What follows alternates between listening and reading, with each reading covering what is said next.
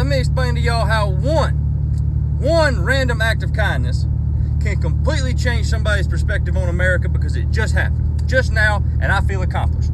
So I'm at the job site. Normal day.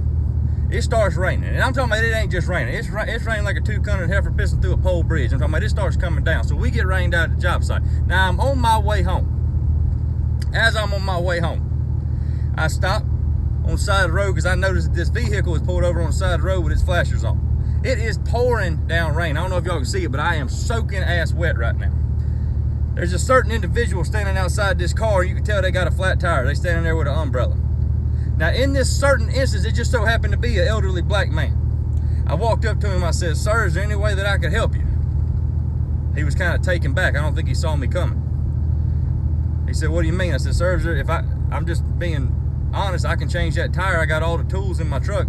If you got a spare, I can change it. If not, I can take that one off and we can run right down the road to the tire shop and I can bring you back and I'll throw it on for you then and get you back on the road." Well, you could tell this man was really taken back. But he looked at me and said, "That'd be mighty nice of you." I said, "Do you have a spare?" He said, "Yes, sir." Reached in the trunk, got a spare. Well, I go into work on this tire, getting this boy's tire changed. And he wouldn't, I told him, I said, "Sir, you can get back in the car. You ain't got to stand out here in the rain." But he refused to do so, so he just stood there with his umbrella right beside me. Well, I can't fault him for that. He wanted to make sure I was doing it right. Now, I finished up the tire, took my jack, took everything, and I put it back in the back of the truck, and I went over there to go shake his hand. I stuck my hand out, and he reached out and shook my hand. He said, "What made you want to do that?" I said, "Sir?" He said, "What made you want to help an old black man with everything going on in America right now change his tire? I wish more people were like you." And that's when I looked at him. I said, "Sir, there's a lot of me's out there. There's a lot of people out there. Just because I'm white and talk with a southern drawl don't mean I'm a racist. Okay? There's a bunch of me's out there, but because of a few idiots that are lumped in with a radicalist group, it gives everybody that's white a bad name. The same way that some people of your race right now are acting a damn fool, and it's lumping everybody of your race in with them radicalists." He just looked back at me. He said, "Well, I can't thank you enough. Do I owe you anything?" I said, "No, I just want you to change your perspective. There's still good people out there in this world, and I'm trying to be one of them." And he looked at me one more time. He said, "I got to tell you, I never would have expected this from a white man with everything going on right now."